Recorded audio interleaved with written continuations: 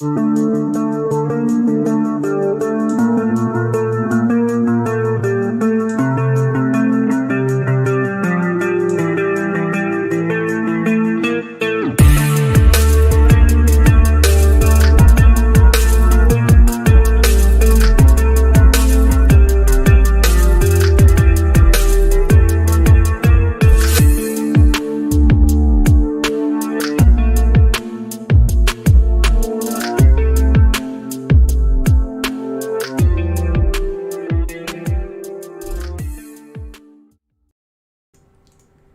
everybody, welcome to the History Valley podcast with your host, Jacob Berman.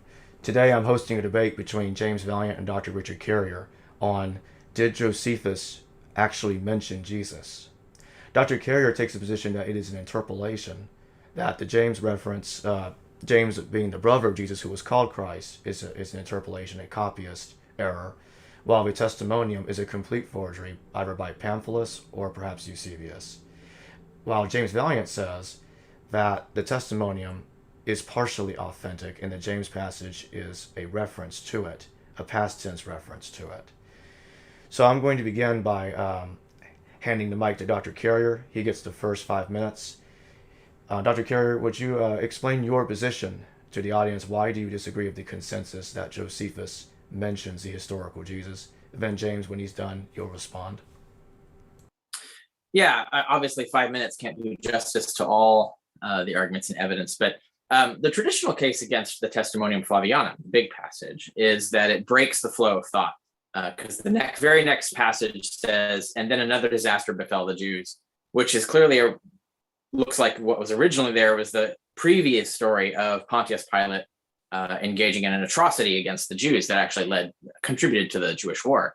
The insertion of the Christian passage, which is a fawning Christian text, it actually follows a lot of the material 20 points in order from the Emmaus narrative in Luke, and it reads like a creedal text. It actually has the stylistic features of Christian creedal text. So it's pretty obvious that is an insertion by Christians. It's not something that was originally there. It breaks the flow of the story. It doesn't belong. There are a variety of other things that have been pointed out. The vocabulary does not fit Josephus as much as it fits Eusebius, which could mean Pamphilus, his tutor. We can't really be sure, but that's one feature. But I think the most decisive problem with it is that not one single sentence of the entire Testimonium Flavianum matches Josephine discourse style. And this was demonstrated under peer review by Hopper and various others that I cite. For people who are interested in this, why you can't cite Josephus before why you can't cite scholars talking about Josephus before 2014. I have a blog article on this, but I also cover most of this in my book on the historicity of Jesus. I have a whole section on both of these passages that we're talking about today. But the discourse style is we can compare every single sentence with how Josephus treats the similar material elsewhere in his books. For example, how he describes sects. He does this 4 different times throughout his book and follows a template every single time. It's very similar. None of that template is here. And yet this is talking about what is clearly another sect of Jews. And so he doesn't do that. And so there's other features. Like Josephus, when he tells a narrative, always uses a causal narrative. He talks about why people are doing what they're doing, why things happen, and what effects they have.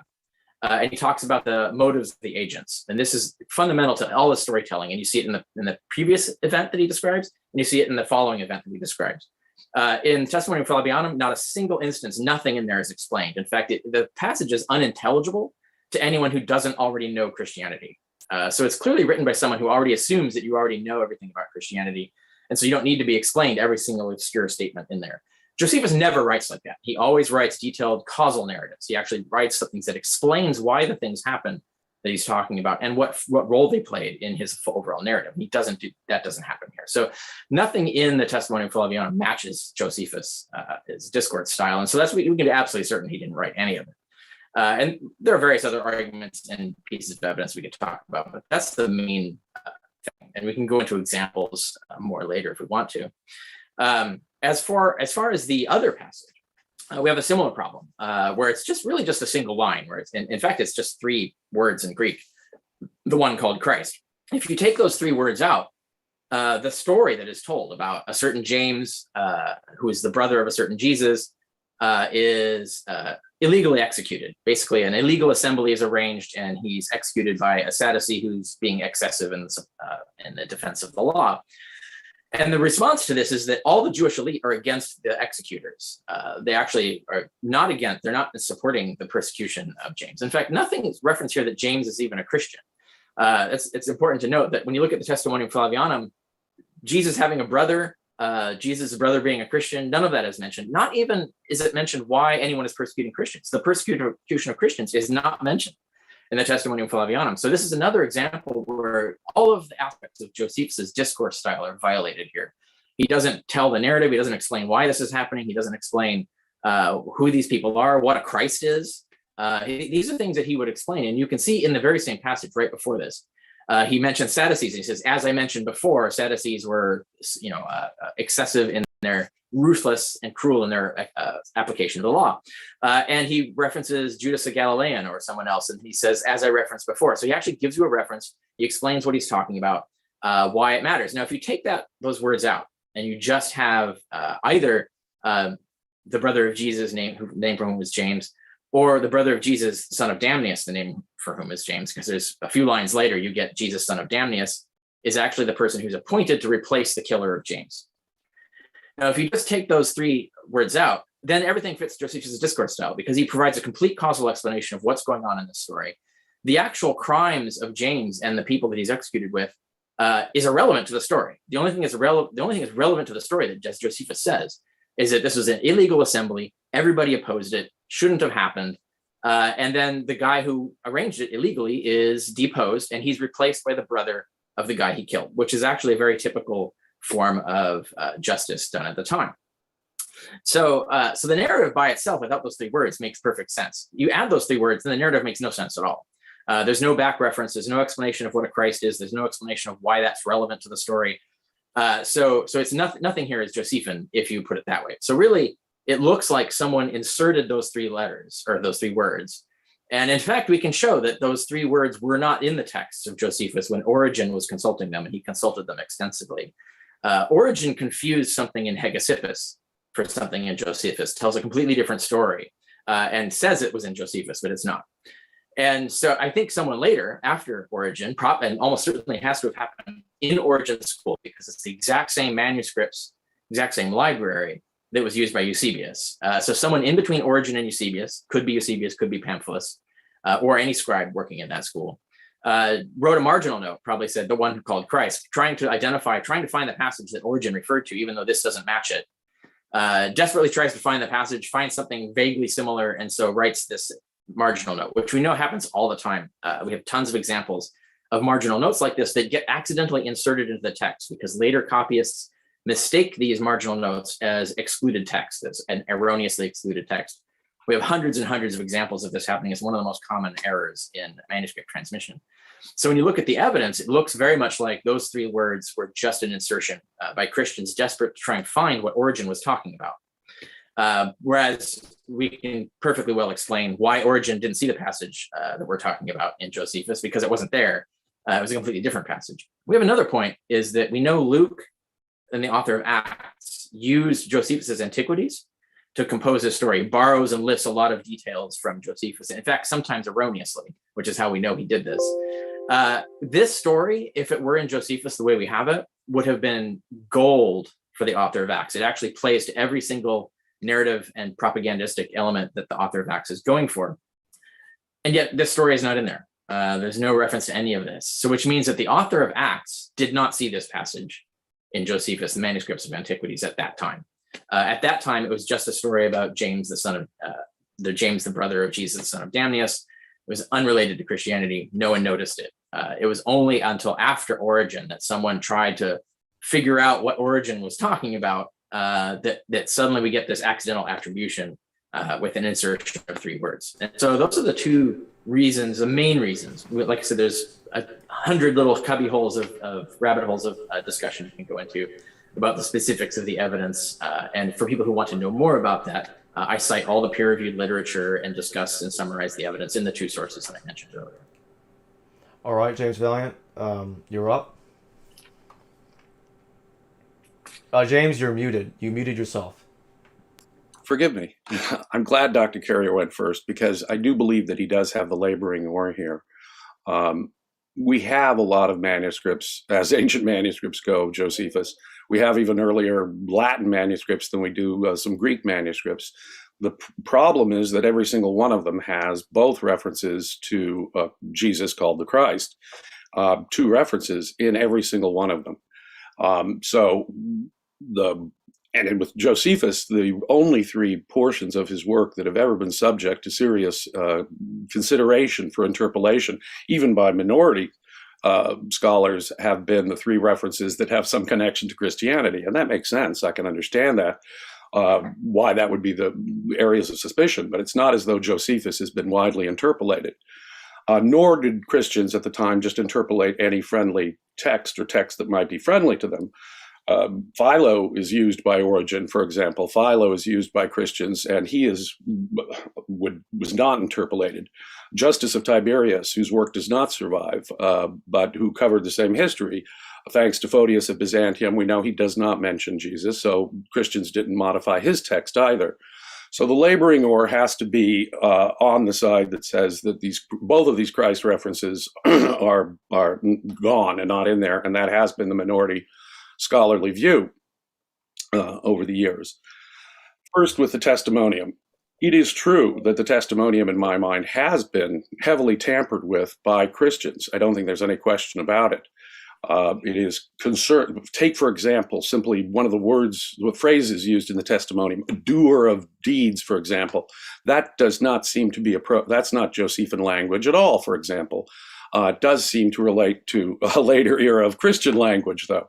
And it is implausible for me to think that Origen would have so dismissed the reference, and dismissed Josephus as someone who didn't believe in Jesus as the Christ, had it been half as gushing as we have the testimonium right now. The testimonium talks about him being raised on the third day, and so he was the Christ. And Origen couldn't be more clear about his idea, at least in his head, whether he read it or not, Dr. Carrier. In Origen's head, Josephus does mention Jesus called the Christ. And so in his mind, even a reference to the one called or the so-called or the aforementioned Christ, something like that, is enough to irritate Origen. And if there was a testimonium, it had to have been about that neutral, and it would have still irritated Origen. There is insufficient reason, I think, to believe that the testimonium is a whole interpolation for various reasons. For example, interfering with the flow, the first argument Dr. Carrier made, interfering with the flow. Well, the very next thing that Josephus discusses is this really bizarre incident that involved Paulina being seduced by a priest of Anubis, and that doesn't appear to come from anywhere. So this appears to be a very moment in Josephus where we're going to have out-of-context stuff. Moreover, from Josephus's perspective, if it was a neutral but slightly, say, positive reference to Jesus, it is a calamity that befell the Jews. It was connected with, as Giza Vermes has pointed out, it's connected perfectly with Josephus's whole attitude about Pilate, perfectly consistent with his attitude about Pilate. I think a lot of scholars have correctly pointed out that it may be well nigh impossible to reconstruct the testimonium as it originally existed. And this creates a problem for part of Carrier's argument as well, because absent having that language, we do not know whether or not there was an oblique reference to this testimonium in Origen. We'd need the original language for it. More than that, there's certain language. I disagree with Dr. Carrier in one respect, although the language seems to me far more than what we would expect from the pen of Josephus. There are moments which really suggest that there was pre-Christian material there, pre-Christian tampered with material. Take the way Josephus begins the description. A wise man, and one who those who received truth with pleasure accepted. That is a line, received with pleasure. the word for pleasure. This is typical of Josephus, because Josephus is constantly trying to tell us that, give a positive portrait of Jews, for example, Pharisees, Essenes. He compares them to Stoics. He compares them to Greek philosophers. And here, once again, he's comparing Jesus to a Greek philosopher. The goal of truth is pleasure. That sounds like, Epicurus to me. That sounds to me like Greek philosophy. It may even be connected to the eudaimonism or Stoicism or Aristotle. I do not think that a Christian interpolator in the 2nd, 3rd, or 4th centuries would use that as the standard of truth, received truth with pleasure.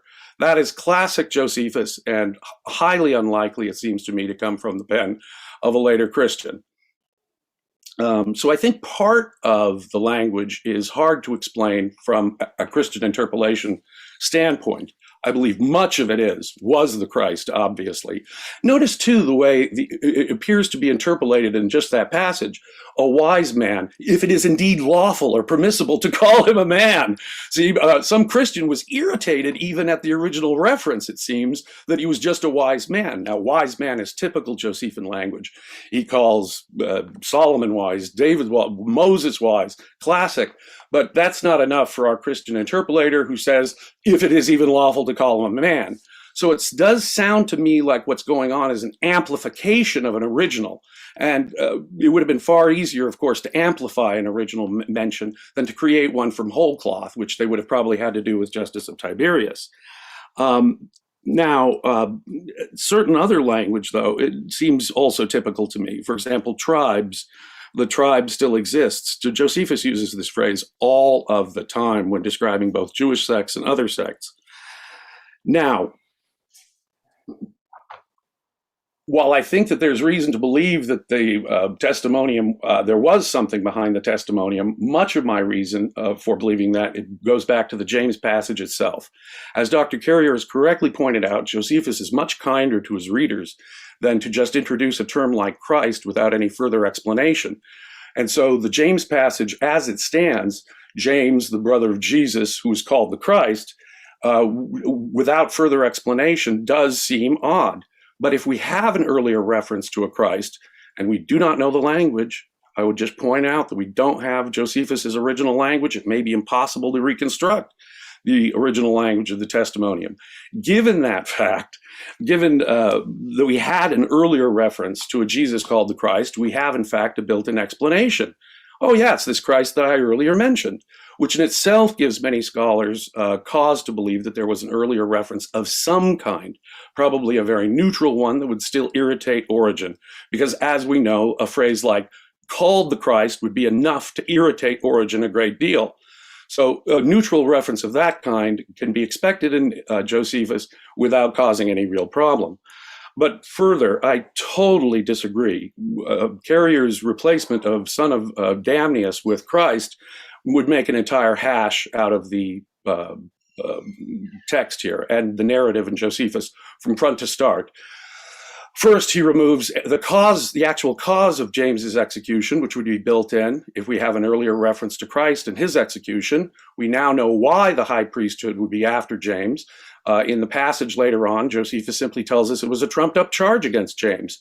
So without that, without the reference to Christ, we are deprived of the causal reason. As Carrier points out, Josephus is always very careful to give us causal reasoning. And if there was an earlier reference to a Christ and his execution, we have that explanation built in. Moreover, it is a bizarre way to start. James, the brother of a guy named Jesus? Well, that's an odd way of just beginning it. Why not just say James, the son of Damnius? And furthermore, when we now have this next reference to this Jesus who was appointed high priest, why the heck would they appoint the brother of the guy who had been executed? It was not just James. As Josephus says, James and some of his followers. James had a movement. James had a movement, and some of the members of this movement were also executed by Ananias along with James. This indicates to me, and furthermore, he did call what was Ananias's crime. He called an illegal meeting of the Sanhedrin. We can only presume the Sanhedrin went along with Ananias.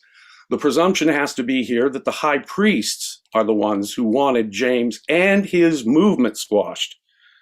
This makes it highly unlikely that the brother of this James would ever be appointed high priest. You wouldn't appoint him. And look, let's face it, it's 4 years before the outbreak of the Jewish war. If we're looking at a James who's the leader of a movement that opposes the high priests, or the high priests want dead and want his followers dead, it seems to me highly improbable that the brother of this guy named James would be appointed high priest. Moreover, as Dr. Carrier has previously pointed out, there'd be some causal effect or explanation. Josephus is not so unkind to his readers that he would leave it to inference. Oh yeah, this Jesus son of Damnius would be enough of a reference for you to infer that that's the reason why he was appointed high priest. No, Josephus would be kind enough to tell us that. In fact, it would be so simple, so much simpler for Josephus to have written it if under Carrier's assertion here. Why not just say James the son of Damnius was executed by Ananias, and then later on say Jesus, the brother of this James, was appointed because he was the brother of that. No because of clause is in there. Moreover, there's no causal effect. Josephus doesn't say, and this calmed down the James people for a while, or this had no effect in calming down the James people for a while. No such thing is given. Finally, of course, if it does go James, the brother of Jesus, the so-called instead of the so-called Christ, the son of Damnius, we'd have a repetition of an identifier, Jesus, son of Damnius, which never occurs in Josephus. He would simply say, Jesus, the brother of or son of Damnius, or the brother of James, and not tell us the son of Damnius all over again. The fact that he calls him Jesus, son of Damnius, suggests this is the first time this Jesus has been mentioned, not the second time. Until there's a new Jesus inserted into the text, there's no reason to repeat the identifier son of Damnius. So we'd have to say the son of Damnius thing is out of that. So for many, many reasons, I disagree with the reconstruction. It makes a hash, in fact, of the narrative that Josephus is giving us here. Josephus would be much kinder to his readers. He would not leave it for an inference. Oh, so this is the brother of that guy, and therefore that's why he was appointed, which there is no why clause or some causal effect clause, whatever there. So I happen to think that the James passage is correct. It's so neutral as to be perfectly acceptable and still irritate people like Josephus, which perfectly explains why Christians wouldn't use it, for the same reason that Origen was irritated about it, until Origen and until the Testimonium amped it up. So I don't think there's sufficient reason whatever to think that the James passage has been tampered with at all. It uses classic Josephine logic. It uses classic Josephine language. Josephus begins the Antiquities in Book 1 by saying the main lesson, the main takeaway from all this is that bad people will be punished by God for their bad deeds. And that's what he proceeds to explain throughout the whole thing, over and over and over. John the Baptist's bad execution by Antipas merited punishment, which he got. The deaths of Herod the Great or Herod Agrippa I, gruesome parallel deaths are given. They were the punishments for their bad deeds. In Book 11, in the Jesus Johannes incident with the Persians, again, it is the death of a wrongful execution of someone that causes this comeuppance. It is perfect Josephine logic here that's being employed. So the passage just sounds to me in vocabulary, in logic, when you look at the narrative itself, to make perfect sense. To remove that, in fact, would make a hash out of the whole passage, James passage. Dr. Carrier? Yeah, I mean, that ended there with a contradiction. So James just said that Josephus would never leave someone to infer things, and then made an elaborate argument that Josephus left us to infer that the execution of this James led to the fall of Jerusalem.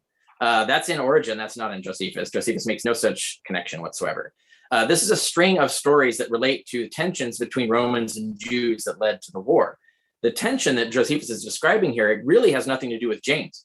The whole story is, as Josephus describes it, the causal factor, the thing that outraged everyone and that involved the Romans was not who James was or what he did or anything. It's not even relevant whether he was guilty. Josephus never mentions whether he was guilty or what he did. What's relevant is that this was an illegal assembly going against Roman rule, and all the Jewish elite were actually going against the Roman rule. So all the Jewish elite are actually against the killer of James. They're not talking about executing James. So the story is actually a complete coherent section, and it's very short. So whether we have scribal substitution, which by the way was very common, where you have Jesus, son of Damnius, would get replaced very easily because of the very reasoning that James is giving here, that it's uncommon, not impossible. It's actually, there are many cases where Josephus duplicates monikers. So it's not the case that he doesn't do that, but he doesn't do it often.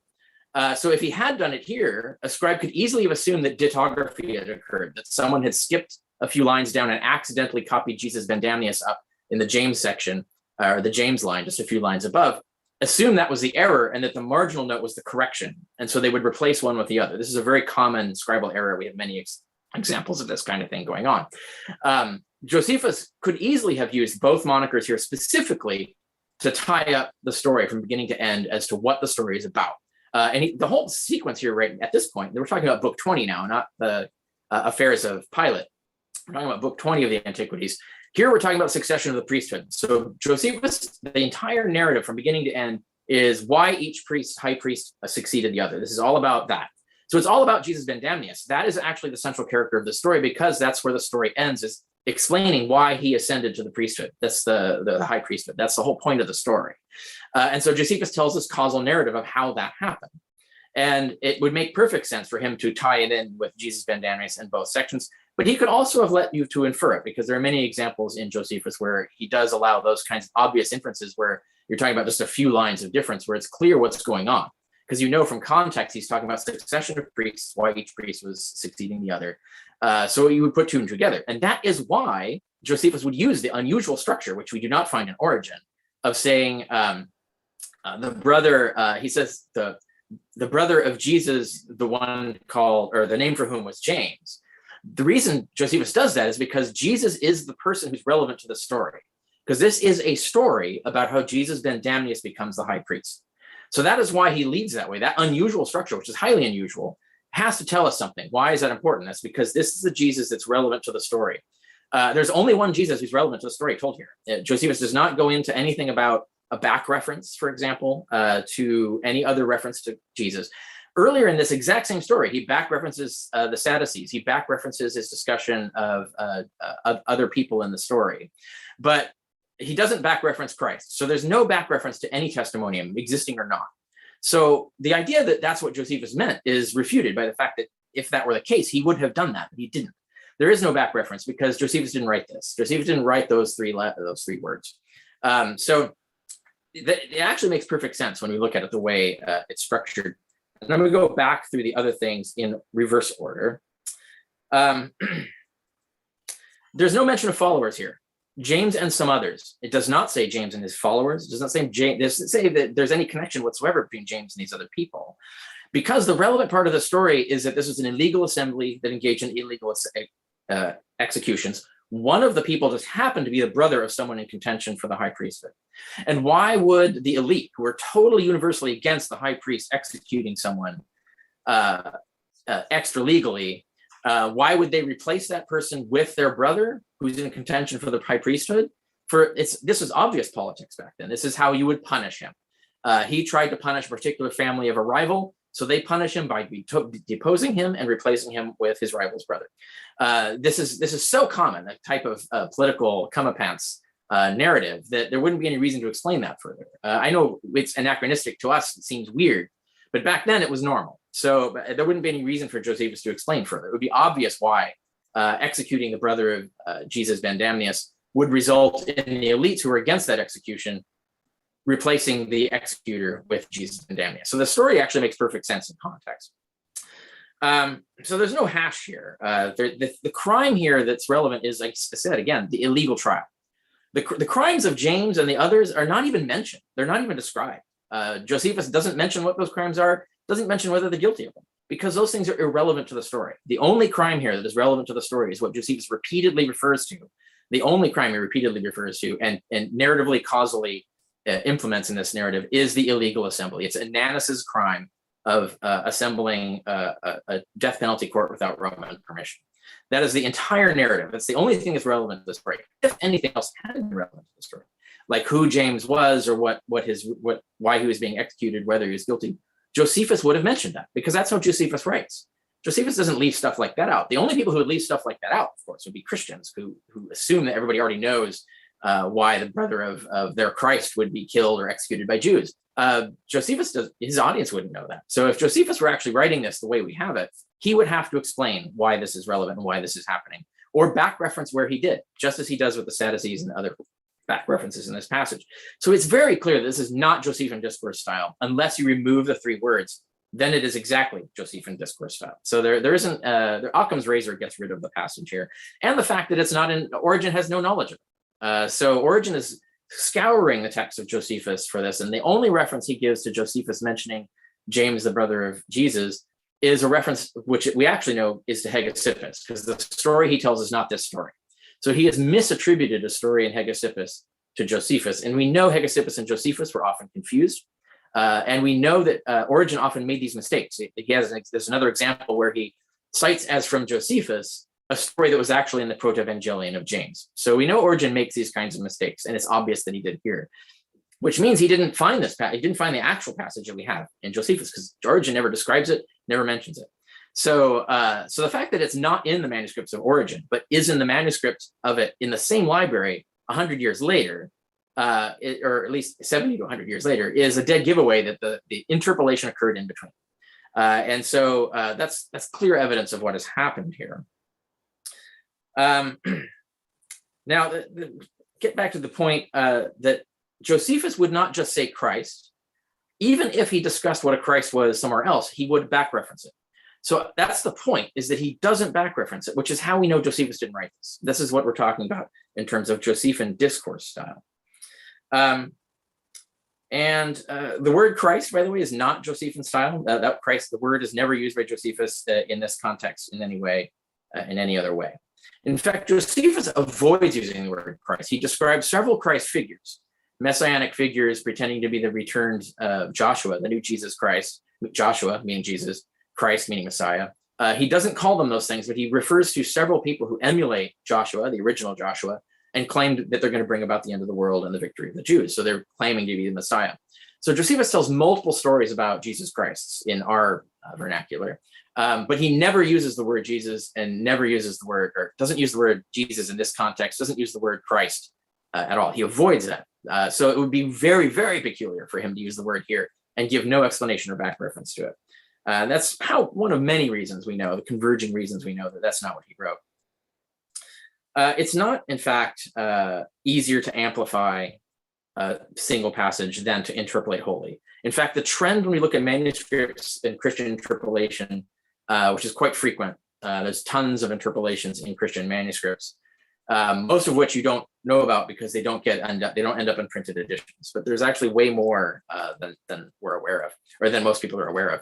And the trend is to actually insert an entire piece of material, entire narrative, or an entire phrase or something like that. It is not to interspersively edit something. That happens less often. We have examples of that, so it's not impossible, but it happens less often. And a good example of that would be the redactions of the Ignatian letters, where we have original material that is added to in interspersed ways.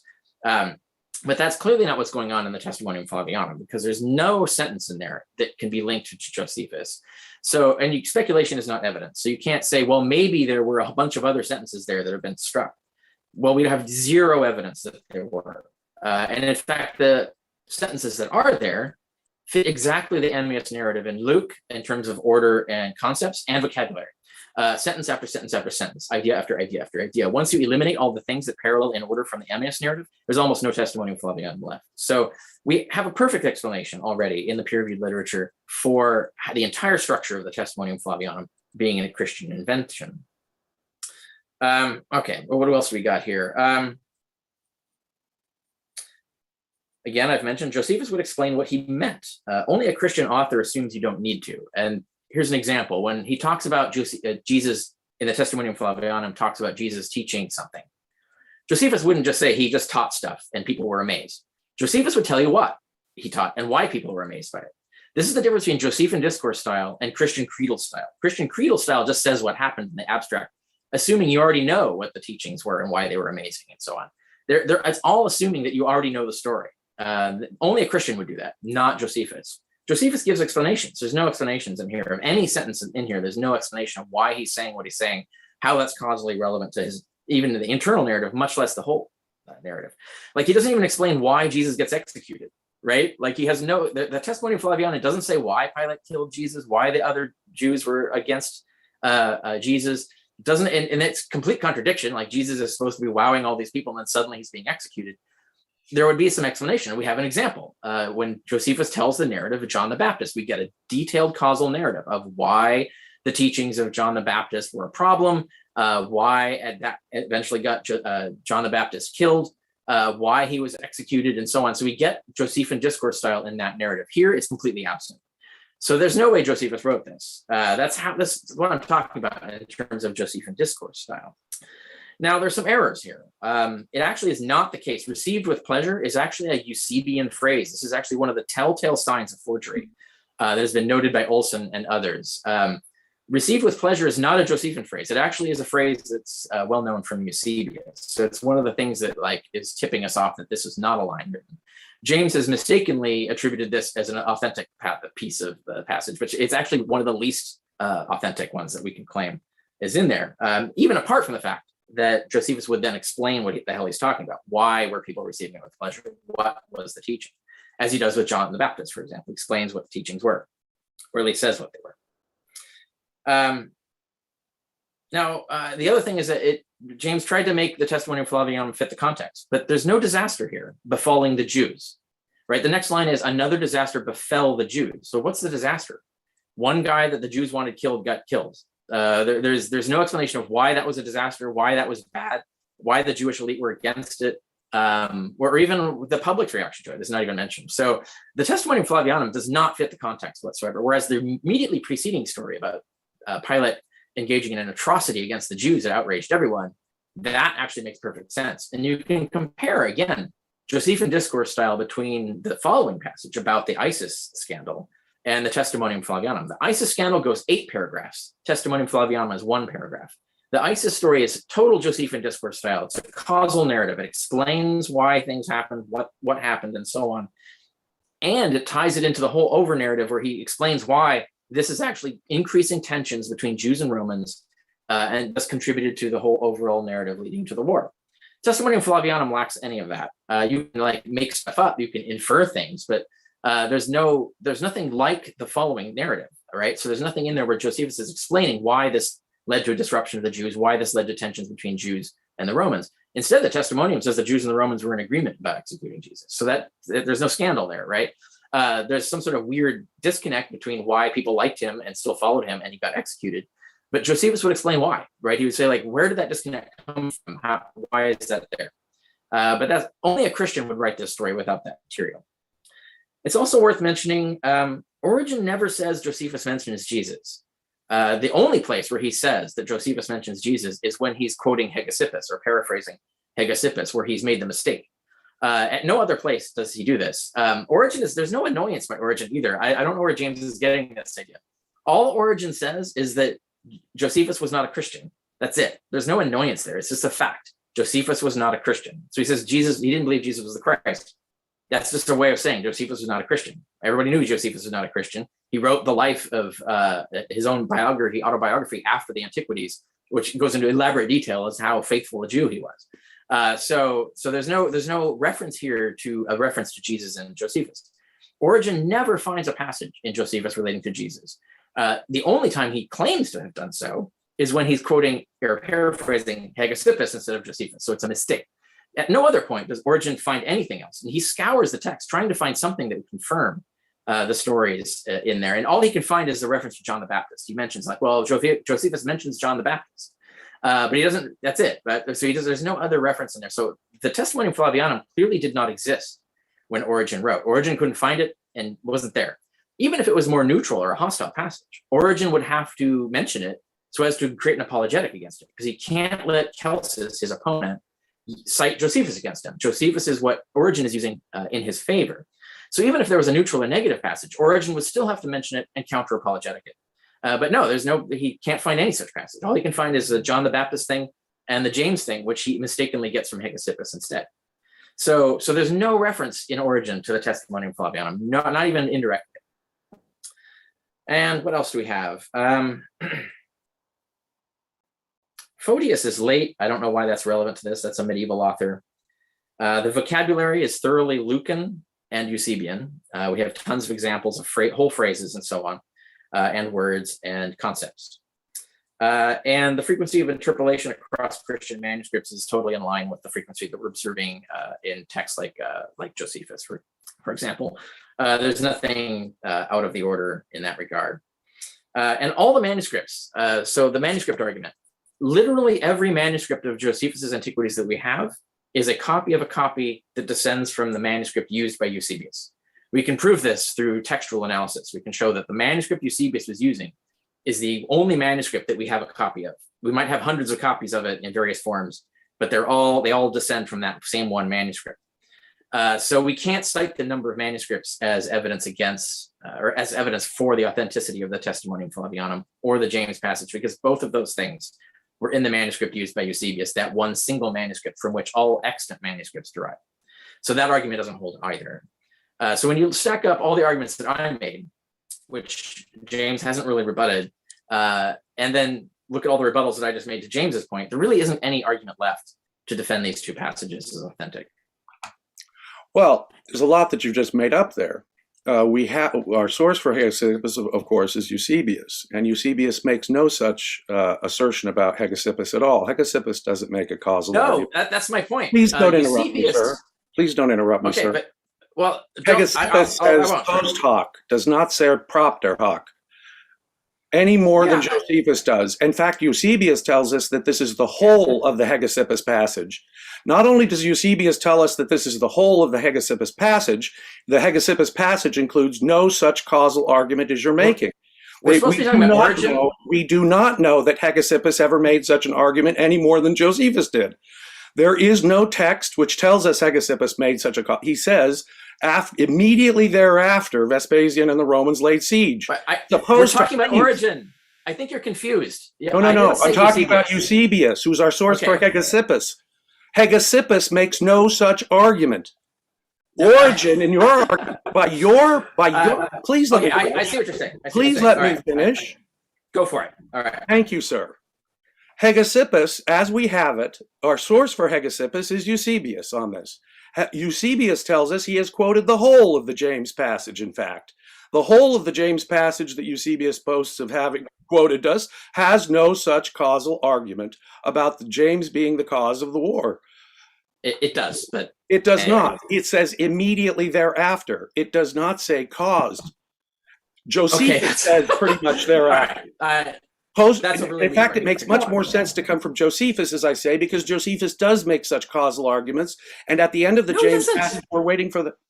Well, we can go on with these interruptions, sir, if you need to make these interruptions. I'm just starting to get offended that you're making these outrageous assertions that aren't true. Eusebius? Can you tell Hegesippus making that argument? No, okay. Eusebius quotes Hegesippus and then says immediately the Romans besieged Jerusalem. From Hegesippus. So the implication, correct. So that's it. So it doesn't. He's paraphrasing the conclusion of the story, right? So you're saying that that's not in there, and now you're saying it is in there. No, I'm not. I'm saying that Hegesippus, as quoted by Eusebius, no worse describes. You're confusing a quotation and a paraphrase. You're confusing a quotation and a paraphrase, right? So Eusebius quotes and then summarizes the end. He just says, and then the Romans immediately waged war against the Jews. I think the best way to read Eusebius is that he has. Okay, again, you see what I'm saying? Though? If you want to keep this. Okay, no, go ahead. Eusebius appears to be quoting Hegesippus. The final line of his quotation is, after the death of James, immediately thereafter. In other words, it's not a propter hoc argument. We have no causal argument known from Eusebius. Eusebius does not even say that about a paraphrase.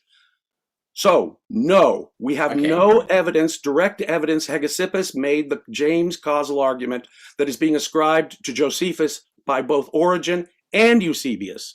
So Eusebius, having Hegesippus in front of him, and our version, as you just pointed out, of Josephus in front of him, ascribes the same causal argument to Origen, that Origen does for James's death. Now, the inference that Origen could well have been looking at this and to simply be making an inference, as other scholars have pointed out. I am not alone in this. Peer-reviewed scholars have pointed at this very point out. Josephus, this is classic Josephine logic, over and over and over. When the punishment comes with mere removal from office of Ananias, who, again, as other scholars have pointed out, continues to work with the high priesthood, hand in glove. He may still be bribing people. He may still be involved. Jesus, son of Damnius, doesn't change policy. Jesus, son of Damnius, is just one of them. And no, it doesn't. There is no evidence from the James passage whatever that, look, James's followers were also killed. Some of James's followers were also killed. James was not the only one killed by Ananias in this. Moreover, there does not appear to be any evidence that the Sanhedrin disagreed with Ananias. It was Roman sensitivity. Romans were much more sensitive to these things, which suggests James to be a very important person, a leader of a movement. They wanted James and some of his followers executed. That's what Josephus tells us. I don't know. No, it's the opposite. Josephus literally says the opposite of that. The Romans punished as killers. There's no reference to them wanting to kill James. I don't understand why you keep making stuff up. No. There's a reference to James and some of his followers being killed. No followers. The word followers isn't there. Okay, forget the word followers. Who are these other guys killed along with James? They're not relevant. The story. James was not the only one killed. So for some strange reason, people associated with James are being killed. No, it's an illegal assembly that carried out executions. That's the story. And not just James's. And not just James's. Yes, and one so of the there's a James movement, James. James following. No, there's no reference to a movement or followers. Why would you kill others? Why would you kill anyone else? All right, listen to what I'm explaining. The story that Josephus tells is that Ananias held an illegal assembly that executed a bunch of people. One of those people just happened to be this important person who was the brother of Jesus. And that, including them in the executions, resulted in his brother replacing him. That's the narrative that Josephus tells. There's no reference to these being the followers of James. There's absolutely no reference to the Romans wanting this execution. The Romans are on the other side of this. They are against the execution. They punish Ananias. They punish Ananias for doing this. All the Jewish elite are against Ananias. There's no one against James here. There's no one against anyone else here. There's no reference to that. So you keep making these details up that are not only not. I'm not making the detail up, sir. Josephus tells us that others were killed by Ananias in association with James. Yes, in the same illegal assembly. People right. Okay. Right. So James and people associated. We can only assume that it's James and people associated with him. It was that whole incident that's knocking out Ananias. That's not in there. There's no reference to them being to James. Look. Okay, before we go on with this, the simple fact is James was not alone in being executed by Ananias, and it was part of his crime, as Josephus makes plain. I would ask people to go look at that and note the other people that were executed along with James. I would note that the Sanhedrin apparently went along with Ananias. 4 years before the war, this suggests that this is a radical movement, a messianic movement that the priests want gone. There's no question the Romans are more sensitive to this. The hero here is Agrippa II, who replaces him as high priest. But the point is that the Romans appear to be, and this is common for the Romans appear to be more sensitive to the execution of a popular leader than the high priest Ananias here, who apparently regards him as such a threat that he needs to kill him. This is a life and death struggle. So I've just killed, one of the high priests and the Sanhedrin, mind you, have just ordered this guy dead. The idea that his brother would be appointed high priest seems to me bizarre and unlikely. It does not suggest James is part of the high priest elite. It does not suggest that the other high priest elites are opposed to him. That is what you're making up, what you're adding into the story. There is no such indication that it was a personal dispute between Ananias and someone else. Quite the opposite. No, I didn't say that. I didn't say it was a personal dispute. More than that.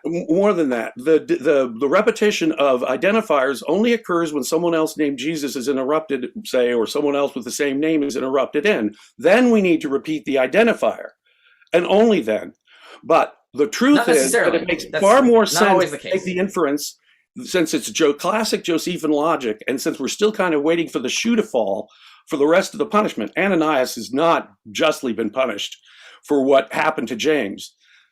I mean, that's your We're opinion. still waiting for the second shoe to fall. It is a simple inference for Origen to say whether or not, now there could have been this additional passage that was removed from Josephus, that it makes the causal argument, but we really don't need it.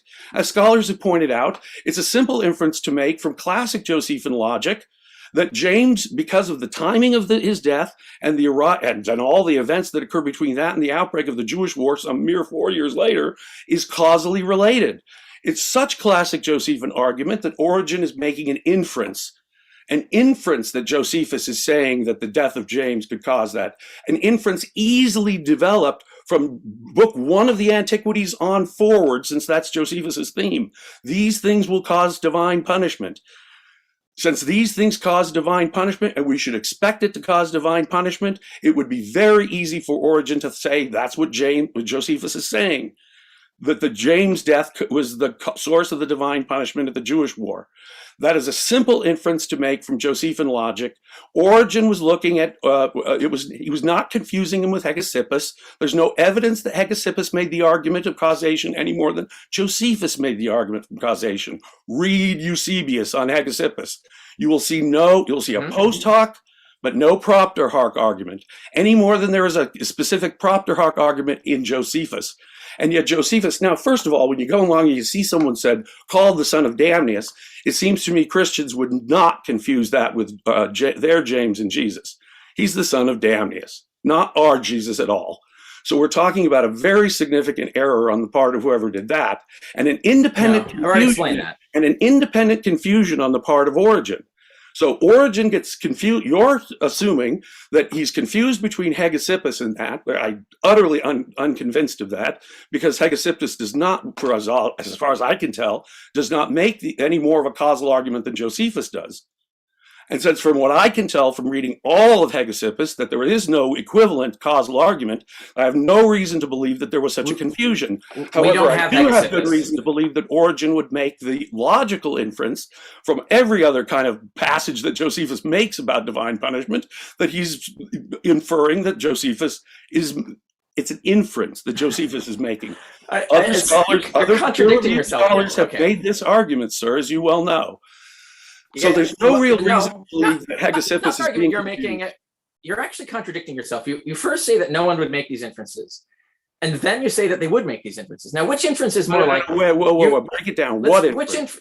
Which inference is more likely? Origen is reading a passage about James and infers that Josephus said that the killing of James was attributed by the people as the cause of the fall of Jerusalem. Now, that's a wild leap. Whereas if Origen is reading Hegesippus, and Hegesippus talks about, and then immediately the Romans besiege the Jews, Origen can make the inference that Hegesippus is giving a causal explanation. That's why he's juxtaposing those two events, right? So that's a much more likely inference. Now, here's the thing that you're totally disagree. Simply Origen happened immediately thereafter. It's a more likely. That's an easier inference. Josephus' logic is divine punishment. Hegesippus' logic is not. I'm talking about Origen, right? So you keep getting these confused.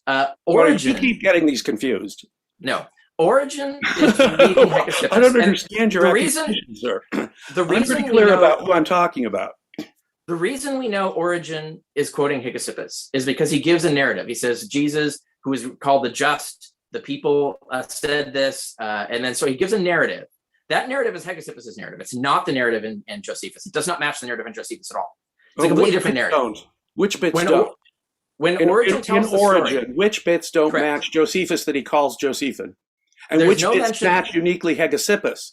There's no mention of that James being called the just. There's no mention of the people agreeing that he should be called the just. And there's few other things. I don't have the text right here in front of me. You can look at, there's various other things that come from Hegesippus or not in Josephus. They don't match the narrative. In fact, the only thing that's common between them is the method of execution, which is stoning. Which is a super common method. So that isn't relevant. But the story in Origen that he's telling and attributing to Josephus actually matches the story that's told in Hegesippus. And then, Hegesippus says, we don't have all of Hegesippus's bells and whistles in Josephus. I agree. Like Fuller's Club and all that other stuff. Had Origen been confusing him with Hegesippus, he would have had Hegesippus's additional confusions. No. It's called James the Just. It's just calling him what James is known in Christian literature. No. Origen opens the scroll of Hegesippus thinking he's reading Josephus. And then he summarizes this salient. He doesn't give the whole story. He just gives and a ascribes few it to details. Josephus mistakenly. James the Just, whom the people acclaimed as the Just, and so on, and then credited the fall of Jerusalem to this. All of that stuff comes from Hegesippus. None of that stuff is in Josephus. Hegesippus doesn't say James. There's no James the Just. Is the cause. No, you don't understand. So you don't understand. We have a post hoc, but not a propter hoc, right? When an author, you concede the simple fact that we have nothing from Hegesippus that describes cause. When authors juxtapose two events like that, that is an implied causal narrative. Right? Sometimes they don't have to use the word cause. Sometimes, well, neither did Josephus. No, Josephus uses logic of divine. So it applies to Josephus just as strongly. Oh my God! Josephus could have had in fact, it applies more strongly to Josephus because divine punishment is his repeated theme. There's no. We're waiting for the shoe to fall. There's no 4 years later, there's a boiling of the poor priests. Do you know that Josephus actually? Do you know that Josephus actually blames the fall of Jerusalem on the killing of Ananus? Oh, you do know this, right?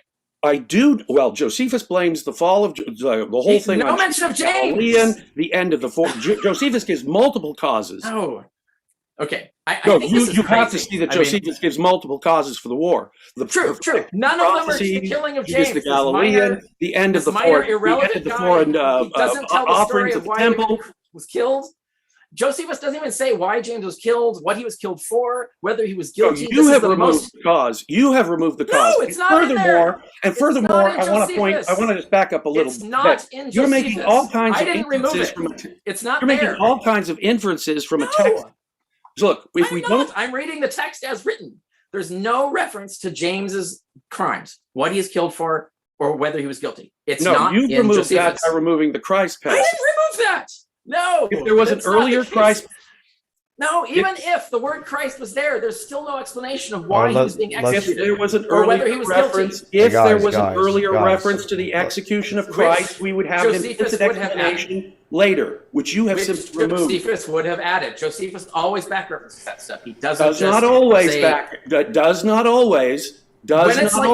When it is essential to his causal narrative, yes. He does it even in less important points. The Sadducees and other things doesn't do it at all. Just giving you that. Not the most important part of the story. That's totally illogical. Look, if he had by taking out Christ, you removed the actual cause. And in fact, the cause is in there. Josephus repeatedly says the cause. Repeatedly says what the cause is. Why was the crime of Ananus? Josephus? That's not relevant to the story. But that was what I was asking. What the cause was? No. I'm telling you that James is executed for no reason by Ananias. You claim that Josephus doesn't put a cause in there. He does. Josephus repeatedly states the cause. Does. Would you listen? Sure. The cause is Ananias' crime. The crimes of James are not relevant to the story. Why has Ananias killed James? It's not relevant. Okay, so we have no cause given for the execution. Yes. Because the story is Ananus. You're the one saying that Josephus leaves out the cause of the death of James. Yes, that's my point. So does Josephus give us causes or not? I'm glad you agree with me. Hey guys, let's pause. Let's take a pause for a second. Okay.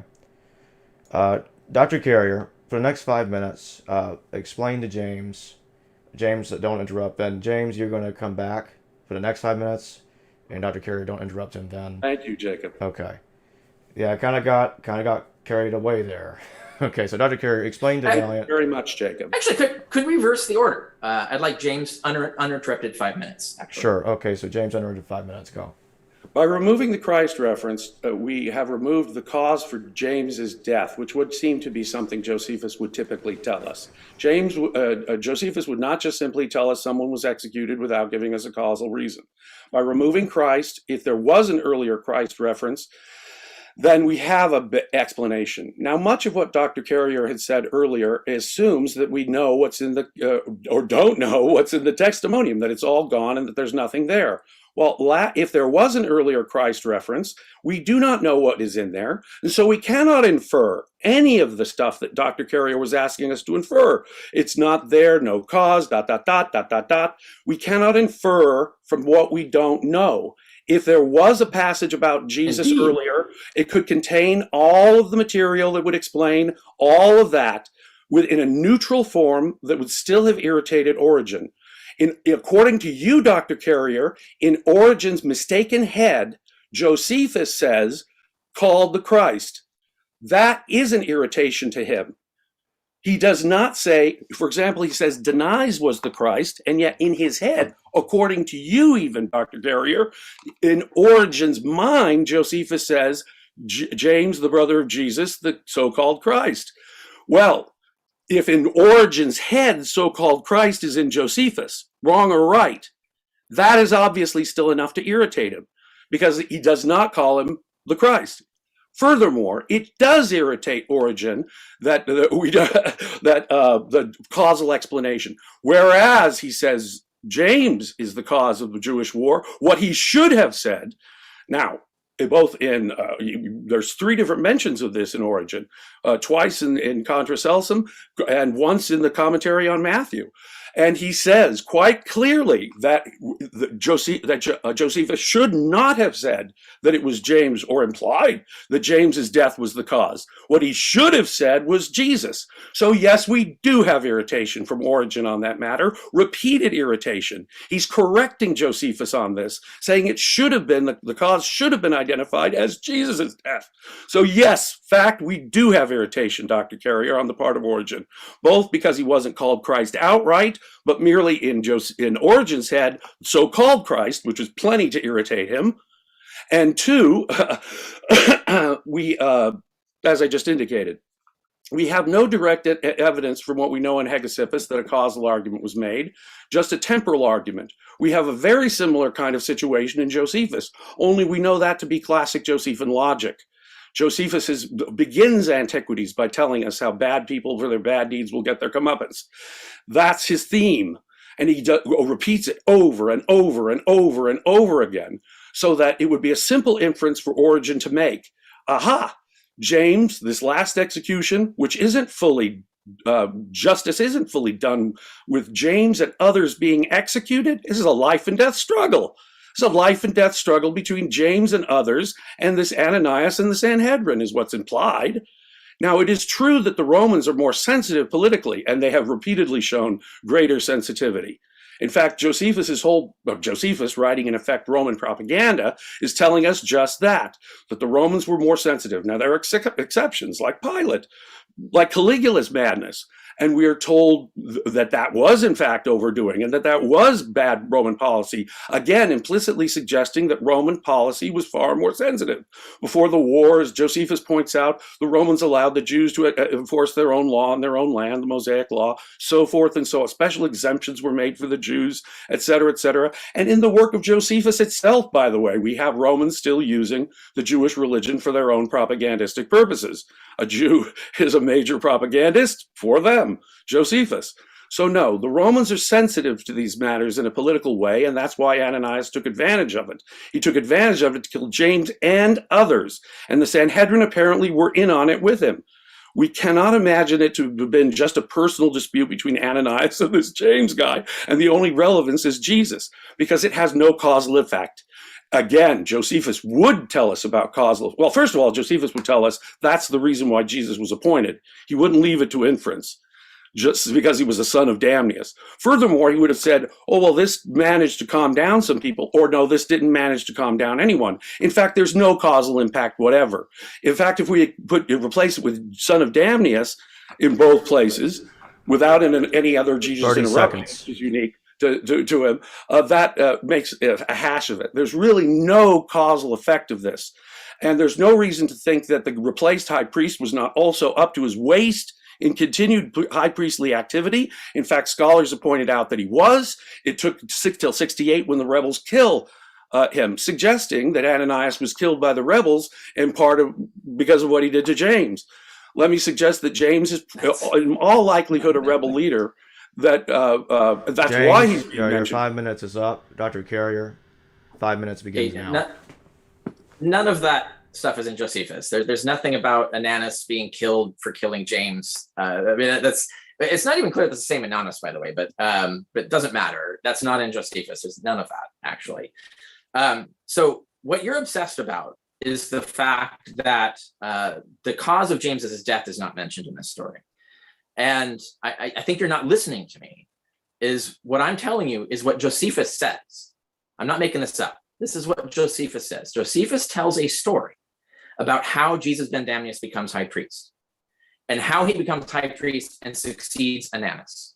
The story starts with Ananus being high priest, ends with Jesus ben Damius being high priest. So Josephus is telling a causal narrative about how one became the other. Now, what happens in between? Ananus commits a crime. Ananus's crime is holding illegal executions, enforcing the law. It says it's strict enforcement of the law. He executed a bunch of people without permission from the Romans. All the Jewish elite and all the Romans are against Ananus for this. And so they depose him. And they depose him, and then they punish him by replacing him with the brother of one of the people that he killed. That's the narrative. That's the story that is told there. There isn't the actual crimes of James are not relevant. It's not relevant whether he was guilty. Josephus doesn't tell us whether he was guilty. He doesn't tell us what the crimes were. Even if you say like he's not even said to be a Christian. Like he said, even if the line "brother of Christ" is in there, that doesn't explain it. It doesn't explain why James is being killed. Doesn't explain whether he's guilty. He doesn't say that these are Christians being killed. It doesn't even mention that they have any actual connection to James whatsoever, other than the fact that he was among the people who were executed in this illegal assembly. So the story as is completely self-contained, completely causal, and completely makes sense in Josephine style. You're the one who's actually importing all these ideas about how it's important to explain why James is executed. Josephus is deciding what's important here, and he tells us what's important here, tells us repeatedly. And that's not one of the things that's important. He never tells us. So that clearly wasn't important to him. Just death of James. Okay, I gave you 5. Please give me 5. So that's the point, is what I want to make that emphasis here, is that you keep importing things. I'm just reading Josephus, right? And I'm following Josephine discourse stuff. Josephus would give us the explanation. If his being the brother of Christ was somehow a reason to kill him, there's no Jewish law to do that. He would have to explain why. And if that was explained somewhere else, he would tell us, as I explained, they would want to kill these people for the reasons I explained wherever else. Just as he says, like the Sadducees are extra harsh in the application of the law, as I explained elsewhere. So in the same passage, by the way, it's the same story. There are 2 back references in the same story to less important details of the story. This is the central, according to you, the central detail of the story. And Josephus gives no explanation, no back reference. That tells me that that's not Josephus. He's not interested and doesn't want you to be interested in what James was guilty of or whether he was guilty. Not relevant. What's relevant are the crimes of Ananus. This is a narrative of how Ananus committed a crime and was punished, thereby explaining how Jesus ben Damius became high priest. And that's if you just read the text as Josephus wrote it and you don't import anything whatsoever. That's what I'm saying. And so you go in and import all these other things that aren't there. And you've done this again with the irritation of Origen. You confuse where Origen talks about the James the Just story, which is in Hegesippus, not Josephus, and he misattributes it to Josephus. There's no irritation there, right? Origen is inferring from the Hegesippus story. He thinks he's reading Josephus, first of all. So he thinks this is a story in Josephus. And he's inferring that the causal sequence is an explanatory sequence, which is normal because that's how rhetoric worked. You do juxtaposition of stories like this. It was intended to be causal inference. 50 seconds. But it doesn't matter. That doesn't matter. Even if Origen is one making the inference, it's more obvious inference to take from the Hegesippus story. The Hegesippus story is the James the Just story where the people acclaim him the just. And Origen is reading that from Hegesippus. That's not in Josephus. And by the way, called the Christ is an Origen phrase. That is actually a phrase repeatedly used by Origen. It actually is a quotation from Matthew. So it is not uncharacteristic. It actually is distinctive of Origen. So that's actually more obvious why that would come from Origen, because it's a phrase he liked to use. He used it several times. And he gets it from Matthew. It comes from the Gospels. And that's it. These are the things that you're overlooking and missing. And then you keep importing stuff that isn't there. And you're ignoring the argument that I'm making and not responding to it, really. Well, there's just no evidence that Hegesippus is being confused by Origen. You keep assuming yes, it is there an is. axiom. You keep assuming it is an axiom, but there simply is no direct evidence. No, I listed multiple items of evidence. There is no, you haven't. listed Yeah. any evidence. You've listed. James the Just. You have showed me. He says in the story, James the Just, the people acclaimed him the Just, and there's a few other things. I can go look them up when we You find need that to look them Origin up for passage. me because they're part of the James gave you two. tradition that Origen is aware of as well. I already gave you two. Look, Origen is well aware of. Look, the fact that Origen is well aware that James is called the Just doesn't mean that he's ascribing it to Josephus, which he does not. Yes. He is not quoting. He is not quoting Josephus. He's It is paraphrasing. So furthermore, He hold says on, that's hold on, right. hold on, So we hold on, can't. As told, guys. Hold on. he says as Okay. told by Josephus. He Guys. says as told by Josephus. He tells the Guys. whole story. Okay. James the Just, people acclaim him the Just. All of that comes from Hegesippus. There's none of it coming from Josephus. It could come from Do you understand various. what I'm saying here? No, That's because evidence. because the That's called evidence. look. The evidence we have is that Josephus is mostly concerned about James, not Jesus, son of Damnius. No. Well, okay, no, wait. Give me a minute.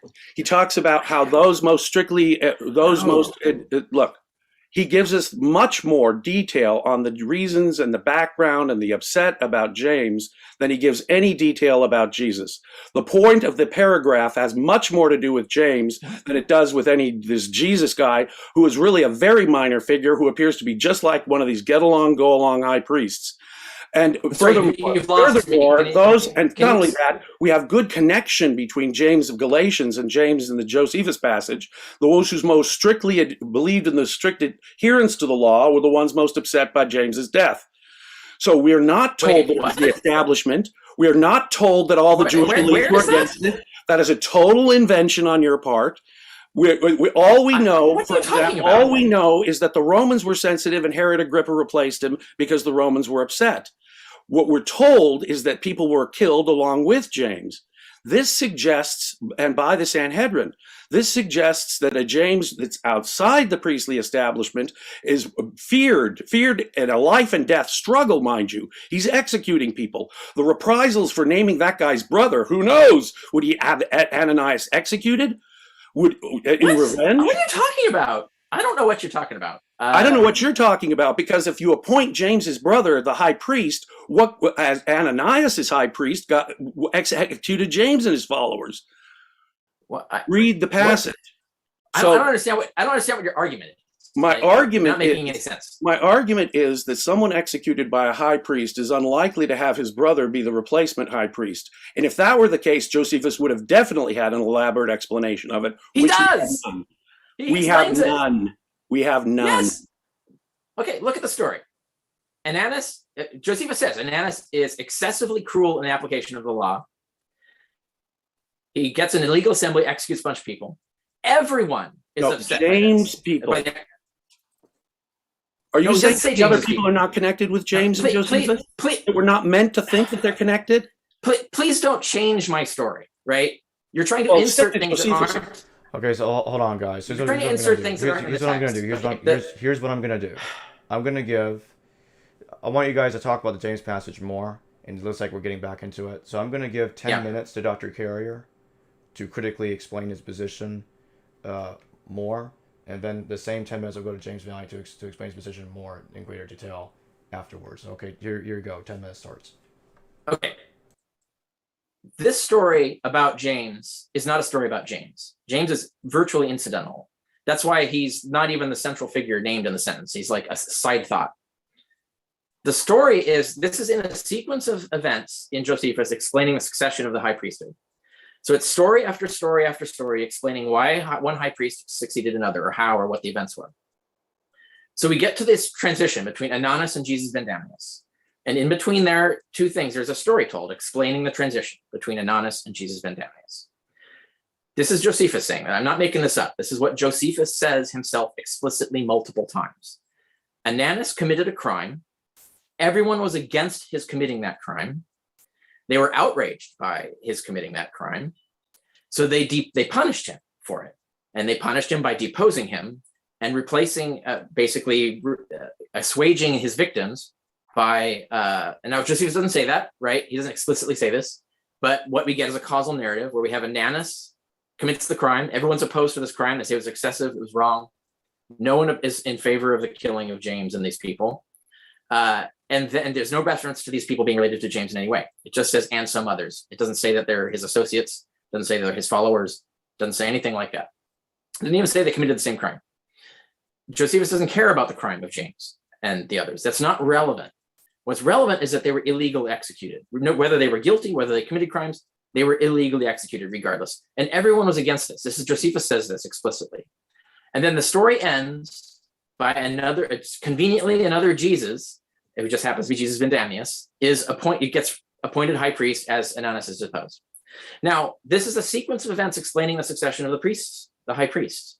So we already expect this to be a story because we know in the context, we expect this to be a story of why Ananus gets replaced by Jesus. And so what's told here? What is the story that's told? The story that Josephus tells is about the crime of Ananus. It's not about the crime of James. Josephus doesn't care about the crime of James. That's why he doesn't tell us what it is. He doesn't tell us whether he's guilty either. What's the crime? And the thing that everybody reacts against is Ananus's crime. That's the causal narrative that's relevant here. Everything else that you're throwing in here is stuff that you're adding. It's not in the text of Josephus. And a few times in that last 5 minutes that you went on, you confused Origen with Eusebius, with Hegesippus, and so on, in a way that I couldn't even follow the argument. It was unintelligible to me. But the point here is that the passage as is fully explained. Josephus tells us the explanations. So what you want to do is ignore the explanations Josephus gives us, import explanations that he doesn't give us, and then conclude that that's what Josephus wrote. And that's not what we have here. And so that's what I'm arguing against. And I've given many reasons for this. When we get to the Hegesippus element, when Origen tells the story, he says, and Josephus writes about James the Just. He tells the story in multiple places. In one of them, he's most elaborate, where he says that in this passage in Josephus, James the Just, whom everyone acclaimed, thought was due to be just. There's a few other points. I can't remember them off the top of my head because I don't have my books with me. But there's a few details that Origen gives that he's attributing to the passage in Josephus that are all details from Hegesippus. And then Josephus just attributes it to Hegesippus, or attributes it to Josephus, because he clearly opened the wrong scroll, thought he was reading Josephus, but he's actually reading Hegesippus. We know he does this. He did this with the Proto-Evangelion of James, for example. So he made this mistake. And then Origen says, and then here's the causal order, because like right after this, immediately the Romans besieged. Origen is making the inference that he found in the Hegesippus passage, that one caused the other. Now that could be Origen's inference. It might not be Hegesippus's inference. I think it is Hegesippus's inference, but doesn't matter. What matters is it's Origen's inference. But it's obvious for Origen to make that inference when that's exactly what Hegesippus says, that there's the execution of James the Just, that everybody claimed as the just. Everybody agreed to that. And then the Romans besieged, immediately the Romans besieged Jerusalem. So that storyline is in Hegesippus. It's not in Josephus. There's never any connection between this minor, basically trivial individual, James, is never connected to the fall of Jerusalem in any way whatsoever. Whereas Josephus connects Ananus explicitly. The death of Ananus was the one death that he explicitly says caused the fall of Jerusalem. He attributes many other causes too, but none of those are James, that coming of James. So all I'm doing is reading the texts as they are and using the evidence as it is. You're importing a bunch of stuff and making a bunch of inferences that don't make any sense. And I'm just actually reading the text as they are and making obvious inferences. And that's the difference between what's going on here. And I've already presented ample evidence for all the points that I've made. And all you've done is like gainsay them or deny them. You don't really have any argument. I can see no coherent argument here. No, you see, the problem is that it's so funny. You say that one of the attributions of the cause of the war is the death of this Ananias, which perfectly fits Origen's inference. Of course, the guy who killed James, and of course his death, of course, would be a proximate cause of the very thing you say in Josephus. That doesn't make any sense. Look, who killed Ananias?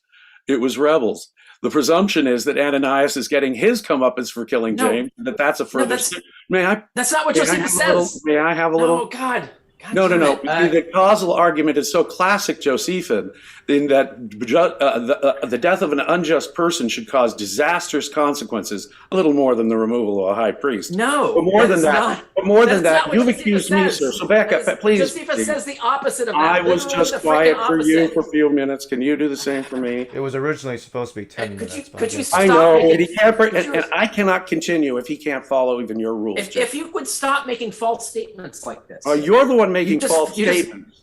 No. Period. Josephus explicitly says it was the righteousness of Ananus, that it was the killing of so righteous a man as Ananus caused the fall of Rome. That's what Josephus says. Right. Do you understand that exactly contradicts what you just said? No, it doesn't. Josephus elsewhere praises Ananias. So Josephus elsewhere praises Ananias. Let's take a pause for a second. I think you're missing. You're missing the point. There's a James. question. I think you're missing the point altogether. You're missing the point. Listeners. Okay, goody. Someone's asked a question in the super chat. Yes. I'm going to have Dr. Carrier answer first. Joel Pearson asks, thanks for... okay, hold on a second. That wasn't his question. Okay. He asked, what would it take for you both to change your mind about either one of your positions? I'll start with you, Dr. Carrier. Evidence. I would need evidence. So I presented a ton of evidence, a whole list, probably at least 10 items of evidence in this debate, at least maybe 20. If all of that evidence was the opposite or wasn't there, then I would be on James's side.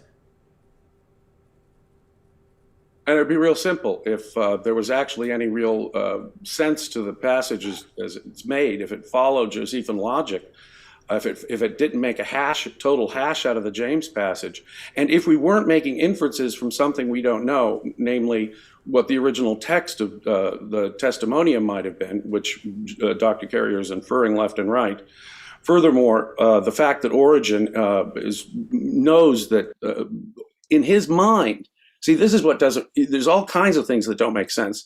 First, I did not count anything like 10 or 20 items of evidence. They're all inferences, and part of it is inference from silence, a silence of the testimonium.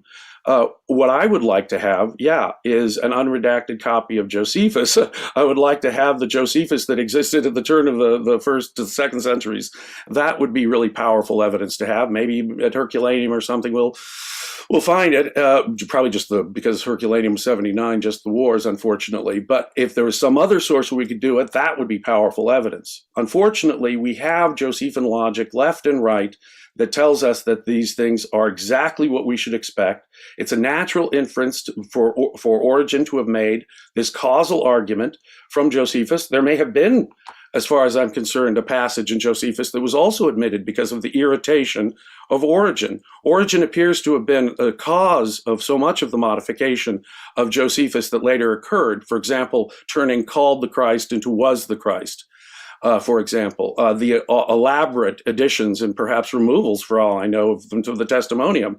And of course, the causal argument may have been removed, but we don't even need that because it's classic Josephine argument to make this causal argument, and a causal argument in James has not been completed. So one could easily make the inference that yes, given the events going on, the post hoc events going on, it's there in almost the same fashion as it is in Hegesippus. So, Hegesippus has a post hoc argument, not a propter hoc. It's true.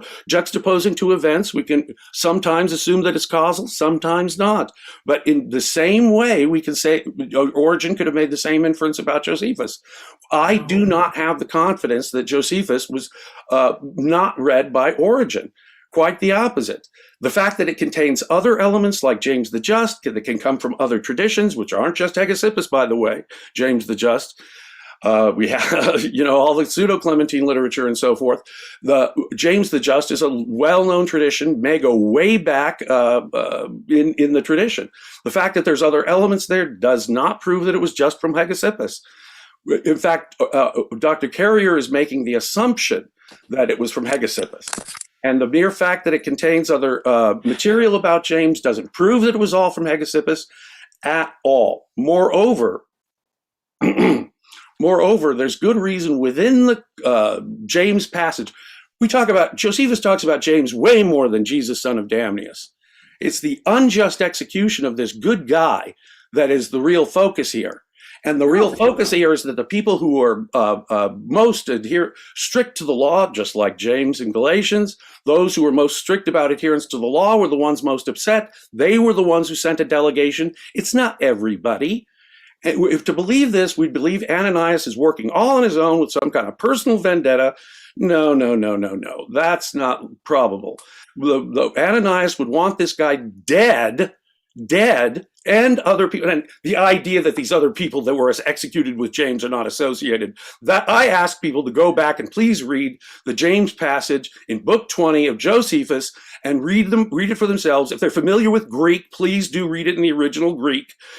People were associated with James, otherwise they wouldn't have been mentioned as being killed by Ananias. Moreover, there's a reason for it. And that reason must logically run up against appointing the dead guy's brother, high priest. That makes logically no sense. And we sure cannot infer stuff from a testimonium whose content we do not know. Or Dr. Carrier could assume that there's no content, that there was no such reference at all. But if there were such a reference, we don't have the exact wording. So no inference can be drawn about what was said earlier about Christ. That is just making shit up, just making stuff up, excuse me. Now, I'm not confusing Origen or Hegesippus or Eusebius at all. I can read Hegesippus as Eusebius gives it to us, and he does say, after James, immediately thereafter. So here's what I'm going to do. He does not say because of. Final closing 10 minutes, starting with Dr. Carrier. Dr. Carrier, what is your closing argument? 10 minutes. Okay, so I don't see any point in just repeating everything I've said. James has largely just ignored everything that actual evidence that I've cited, and he's calling those inferences. They're actual pieces of evidence. The inferences follow from the evidence. So I would think if people want to get into this, I think what they should do is certainly listen to what James is saying and then compare it with the actual evidence. I'll give you an example. Here's what Origen says. And to so great a reputation among the people for righteousness did this James rise, that Flavius Josephus, who wrote the Antiquities of the Jews in 20 books, when wishing to exhibit the cause why the people suffered so great misfortunes that even the temple was razed to the ground, said that these things happened to them in accordance with the wrath of God in consequence of the things which they had dared to do against James, the brother of Jesus, who was called Christ. And the wonderful thing is that though he did not accept Jesus as Christ, yet he gave testimony that the righteousness of James was so great. And he says that the people thought that they had suffered these things because of James. Notice that not a single thing in there, other than James being executed, is in Josephus. He's talking about Hegesippus. Where is it that the people say that James had this great righteousness? So he says, like, though he did not accept Jesus as the Christ, yet he gave testimony that the righteousness of James was so great. There's no such testimony in the James passage. None. James is mentioned once as an afterthought. He's not even the subject of the sentence. He's like the least important person in the entire story. There's no reference to him being righteous. There's no reference to his righteousness being so great. So where is Josephus, according to Origen, giving testimony that James's righteousness is so great? And where does he say that the people thought that it suffered these things because of James? He doesn't. So where you get anything close to that is Hegesippus, where you have the people being outraged by the execution of James, who had this great righteousness, so righteous that the people claimed him James the Just. This is the story in Hegesippus. So Origen is claiming that he's reading this in Josephus. It's not an inference. He says Josephus says these things. So Origen clearly is reading a scroll of Hegesippus and is mistakenly thinking that it's Josephus.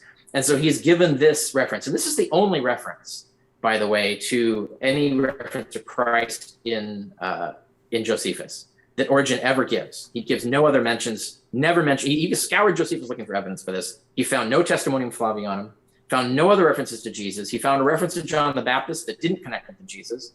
And then he says there's that passage and there's this passage, which we can tell from the description that that Origen is giving, that he's accidentally reading Hegesippus. He's reading a story about James the Just, that the people were outraged at his execution and connected this with the fall of the temple. None of that is in Josephus. Josephus says that it was the righteousness of Ananias, that his death, because he was such a righteous man, and he was the only one who could have saved the Jews if they'd not killed him, This is what Josephus says, not an inference. He says this. That is the reason that the Jews failed, that the temple was destroyed. Now, that makes no sense, doesn't connect to the weird narrative that James is trying to spin here. There's no connection to James. There's a connection to Ananus. Now, it might be I think it's Ananus, the father of the guilty Ananus, but whether that's the case or not, whatever thinking Josephus is going on behind the scenes, he explicitly says it was the righteousness of Ananus that led to his death being the fall of the temple. He doesn't say that, oh, because Ananus was so evil, he killed James, the brother of the Christ, and that's what caused that fall of the temple. That is not in Josephus. Josephus says exactly the opposite of that. He says that Ananus was so righteous that his death, because of his righteousness, that it was a criminal death. He should not have been killed. That's Josephus's statement. And his killing also removed him as a causal factor who could have brought peace. This is what Josephus says. So, but where do you get these ideas that we find very explicitly in Origen? We find them in Hegesippus, not in Josephus. So Origen clearly was reading Hegesippus, mistook it for Josephus. And so that means the only time Origen claims to have found any reference to Jesus in Josephus, he's accidentally getting it from Hegesippus, not Josephus. So we have no Testimonium Flavianum. We have no James reference in. Now, the first time we find a James reference that actually is quoted from Josephus and quoted correctly and actually matches the story in Josephus is Eusebius. He's the first time that actually does this. He actually identifies where it is in Josephus. He actually quotes the passage. Origen doesn't do that. The quote is exactly correct. Origen's version is entirely different, doesn't match the version in Josephus, matches the version in Hegesippus. So when you look at these things, that already tells us that there's no Testimonium Flavianum and no James passage or no Christ related to James passage in Josephus at the time of Origen. So we're talking early 3rd century. Within 50 to 70 years, we get Eusebius. Suddenly he's found both in there in full detail. So within a span of 50 to 70 years, the entire Testimonium Flavianum has appeared and been inserted in Book 18. And the phrase, one called Christ, which is a Origen phrase, it's a phrase from Matthew. It's a phrase that Origen uses a lot, got inserted into the James passage in Josephus in Book 20. And we have many other examples of this. The entire Testimonium Flavianum does not fit Josephine discourse style, not a single sentence does. But all of it fits Christian style and Christian sources, the Emmaus narrative in Luke, for example, a 20-point congruence that has been proven under peer review. So we have tons of evidence that the entire Testimonium is fake. We have zero evidence that any part of it was ever in Josephus. And the James passage makes even more sense, far more sense, and fits Josephus's discourse style without the called Christ phrase in there. If you put it back in, the entire story completely violates Josephine discourse style. It does not match the way Josephus tells stories at all, but it does match the way Christians told stories because they assume you know all sorts of backstory that's not here. And even if Josephus had given all that backstory somewhere, we have no evidence he ever did, or that it's anywhere in his books. But even if he had, he would back reference it precisely because he does that frequently, even in the story, even less important points in the story, he back references, explicitly says, as I explained elsewhere, twice in 2 other occasions for less important points. So he wouldn't just say the brother of Christ was executed and then just move on as if, well, why? He wouldn't leave that out. He would explain it or he would refer to where he explained it. So this is how we know that phrase wasn't there. When you take it out, it fits exactly Josephine discourse style, the entire narrative. And it fits the context of succession of priests, explains everything. The entire causal narrative is exactly as Josephus explains it. He says what the causes are, explicitly says it multiple times, the causal narrative he's explaining, and then he moves on to the next high priest and so on down the succession line. None of this other stuff that James is talking about is in the texts of any of these people. He's importing a ton of assertions, and he's already made a bunch of false assertions too. I pointed out, I'll remind people that he made claims about the phraseology, the actual phrases used by the Testimonium Flavianum are actually Eusebian, not Josephine, as he claimed. And so there are a few others. You'll notice he made outright false claims that I've contradicted here in the previous part of the debate, but you can find all of that information in my works on this subject. I cited the article, Josephus Before 2014 on my blog at richardcarrier.info. And in chapter 10, section 8 of my book on the historicity of Jesus, I have a whole treatment of both of these passages, all the peer-reviewed literature, all the evidence, and why certain conclusions follow from that evidence.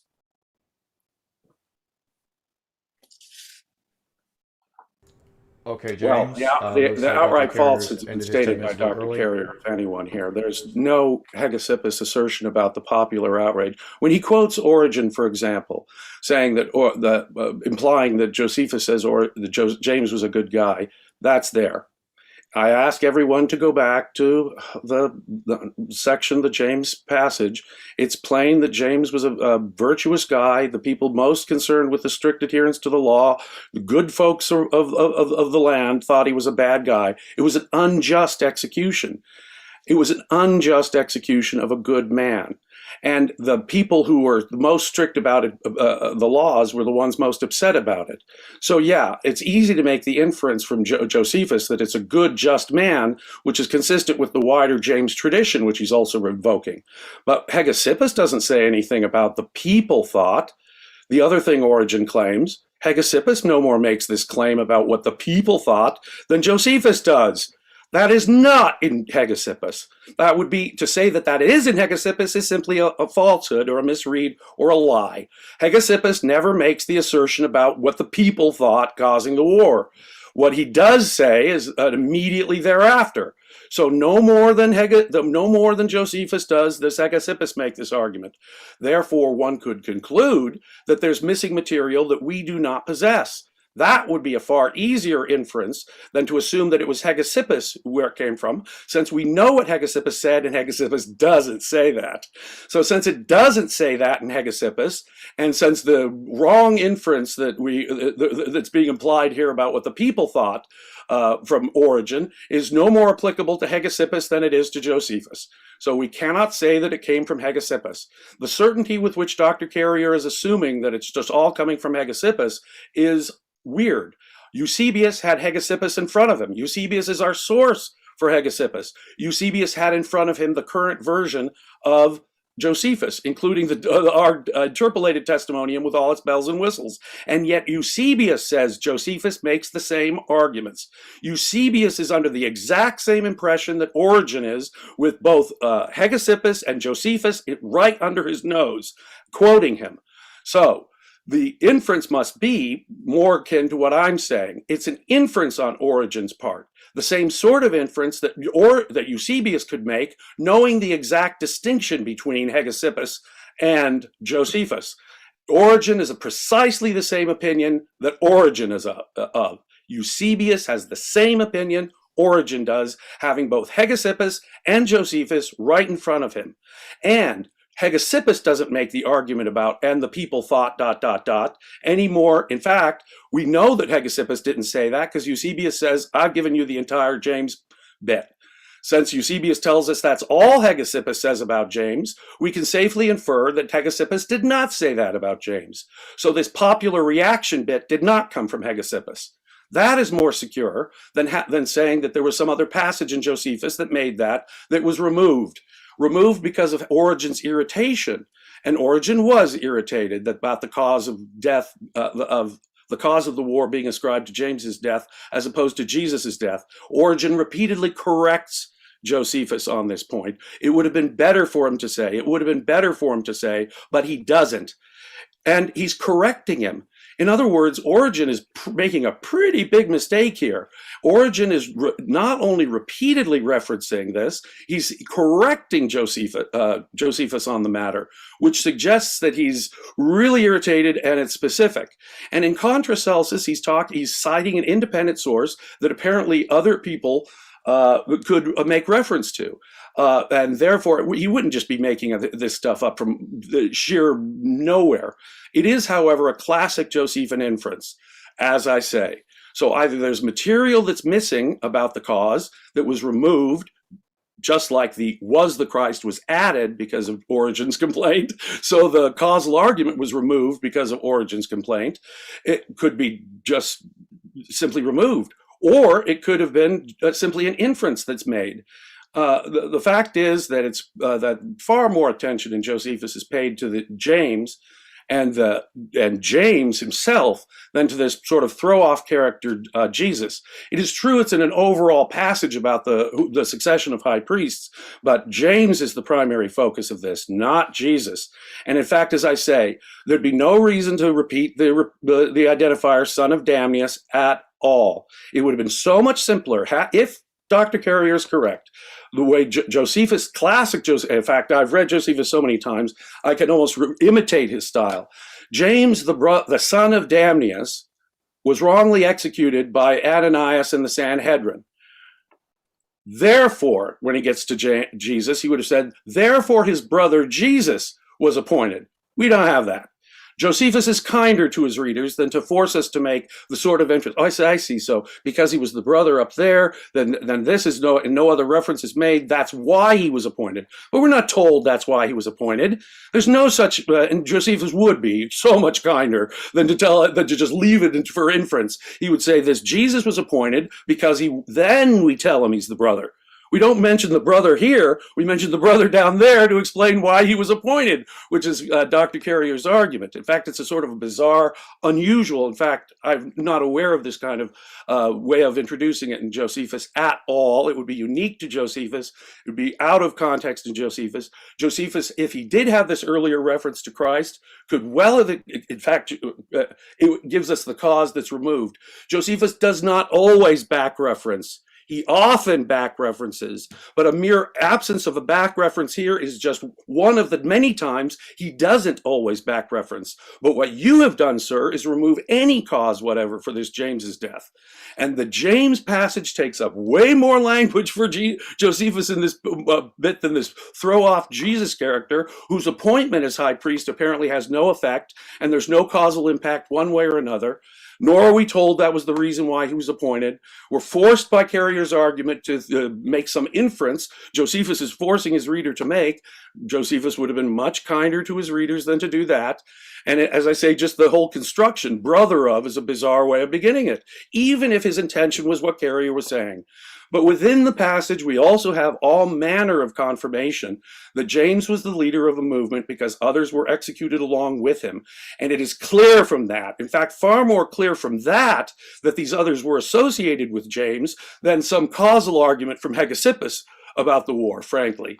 Josephus is clearly meaning to tell us that these others who were killed with James were killed because they were part of the James movement. So what we're looking at here is Roman sensitivity to the execution, suggesting James to be a very important figure, a figure so important that the high priest has to wait for the governor to be missing for him to kill him, but he wants him dead, and followers of his dead. And these followers apparently are strict adherents to Torah, just by the way, just like James in Galatians is. Okay, so I'm not making up stuff. I really would urge people to read Eusebius's complete text on Hegesippus. I would urge people to read the relevant passages in Origen. I would urge people to read the passage in Josephus and ask themselves if that construction, simple sentence construction that Dr. Carrier is suggesting even makes sense. James, the brother of this guy, is the way I'm introducing it, because after all, it's all about the high priest and only about the high priest. But then he takes this whole paragraph to explain all about James and the negative popular reaction to James. And it was a popular reaction. It wasn't a priestly reaction. We can only presume that Ananias and the other high priests really wanted these guys dead. It's a life and death struggle 4 years just before the war. Far more likely to infer that James is one of these radical sectarians causing trouble, that the pro-Roman high priesthood wants eliminated. There are threats to them, but that the Romans would be ultra-sensitive. It was just some nobody. The Romans wouldn't have been so ultra-sensitive to his execution. All of that suggests that others were executed with James, that James was regarded, that it caused the replacement. The Romans were sensitive. The high priest had to wait for the Roman to be gone to take advantage of this. Apparently the Sanhedrin agreed with him. No. And in 4 years before the war, this is one of these radical sectarians, almost certainly. And the Romans are trying their best to be kind to him. Now, the fact that Ananias is praised elsewhere by Josephus that's more common. The fact that he would whitewash John the Baptist, which Josephus clearly does, and the fact that he would whitewash this James character, which he clearly does, whose virtue is implied by Josephus, by the way, in the passage, far more than any virtue on the part of Jesus, the son of Damnius, who apparently is introduced for the first time when he's mentioned as being appointed the high priest. And he's a throwaway character, pretty much, who doesn't have much of effect on anything.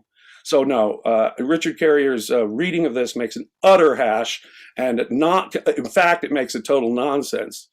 Removing the cause, ignoring elements.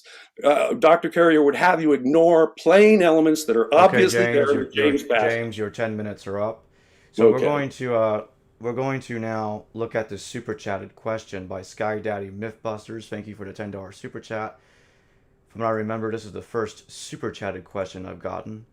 Oh, cool. Not the first super chat, though. A lot of people super chatted. Myth Vision, thanks for the $10. Marcos awesome. Gonzalez, thanks for the $4.99. Christine Hood, thank you for the $25. There's a few other people that have donated earlier. Brett Forsyth did. I forgot how much he donated. I think it was $5. Regardless, thank you. Yeah, and I apologize to anyone else I've missed in the super chats. Although I did thank all of you in the in text form. That I know. Okay. He asked, Sky Daddy asked, Josephus was a details man. I think you meant to say detailed man. He went into great details about palace intrigue, wars, chasing bandits, etc. Yet we are to believe he could only muster a glib, free sentences about a literal creator God. How do you both react to that statement? I'm confused. I don't understand the question. Nor do I. What does he mean by creator God? I guess what he's asking is how do we only have free sentences about this about the Christian Jesus in Josephus? I guess he's assuming it's in there. Well, see, I don't know that we know how much we have about Jesus Christ in Josephus. If I'm correct, if the James reference, as many scholars have pointed out, and is, I think, the majority position among academic peer-reviewed scholars, by the way, is that the James passage itself implies an earlier passage. That's the majority view among peer-reviewed scholars. And I think even to this day, although recent work, and it's only been in the last couple of decades that the James passage has even been questioned.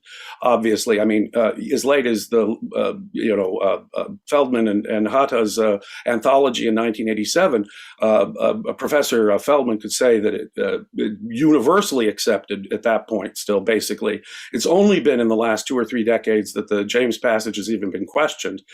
In any event, it seems to me that we don't know about the earlier passage, which is inferred, it seems to me, from that passage, as so many scholars say. So we don't know how many lines Josephus gave. It seems to me the term pleasure, the standard of truth being pleasure, the cause of truth being pleasure, is invoking Greek arguments, Hellenistic arguments, in exactly the way Josephus does. Josephus compares Essenes to Stoics. He compares Pharisees to Stoics. He wants us to think that all things good coming from Jewish thought are comparable to Hellenistic philosophy in various ways. And in this passage, in this bit of the passage, it sure sounds to me like he's invoking as the goal, the telos of truth finding, a very Hellenistic one, hedonic pleasure. It does, although the word is used later, I agree with that. In fact, individual words like this have been attacked as in the way Carrier has. It still doesn't get to the basic underlying import of the philosophy going on here. And if it was original to Josephus, then of course these folks could be using Josephan language later. Dr. Carrier, final thoughts. I mean, the only thing I would add is regarding that last point that James made. The idea of associating truth with pleasure is right out of Eusebius. In fact, Eusebius makes that argument elaborately. Josephus never makes that argument in that phraseology or in that way. And more to the point, James's own argument is self-refuting, because every time Josephus describes a sect, he follows a template of these are their beliefs, and then he tries to relate them to a particular sect, so a philosophy. He does neither of those things in the passage of the Testimonium Flavianum that you have. He doesn't describe what the beliefs are. Oh no! He doesn't relate them to any particular philosophy. We don't know. Yeah, but you don't get to make stuff up. So you can't say, well, we don't know that, therefore it's there, therefore this But is Josephus but you discourse can't style. argue from that silence. Let's pause either. for a second, guys. Yes, you can. We got Yes, you a can. couple more super chats. You can argue from the silence because the Also- text is coherent as is, exactly fits Christian creedal style, does not fit Josephine discourse style. Now, you can't contradict that by inventing things that you don't have and claiming they exist and then using them as premises in your argument. You can't argue that way. So yes, if we had a different passage than we have, then you'd have a better argument. No, But only we if we don't. assume there's no passage can we assume that there was nothing there. No. You have to have evidence to cite evidence. So Right. yes, there could possibly theoretically have been a passage that you want to exist that might have No, existed somewhere. no. Most We don't scholars have take the that. logical inference of an earlier passage from the James passage. no We have to evidence for that. accept. No. You see, we have. There's no evidence for that. You mean Let's- apart from the? Hold on, guys. We've got a couple more super chats. I want to get them in here before we close. Osvaldo says, I hope I pronounced your name right. Testimonium Flavianum, the last week anchor point of hope for apologists. Okay, that's not a question. Vesper says, Jacob Berman, question for both. Who do you think the teacher of righteousness is? Well, that's like way off topic there. I mean, Really? Oh, yeah. Yeah, I think that's. Thanks for the $4.99, Vesper. But I'm gonna have to skip that question. Marco says, question for Dr. Carrier: why are you so awesome? And thanks for the $4.99, Marcos. I'll just add for people, do support Berman's show. Like send him some super chats and stuff so he can help fund what he's doing. I think him running the show and things like that is very helpful, and it deserves support. So please super chat, send some funds this way.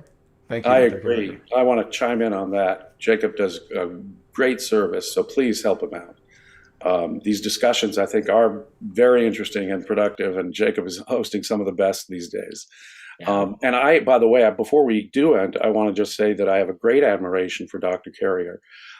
We disagree. Obviously, he strongly disagrees with me. He's accused me of lying and making up stuff right here. But of course, I think he's ignored stuff and overlooked stuff that was just flatly there. I think this is a very debatable point.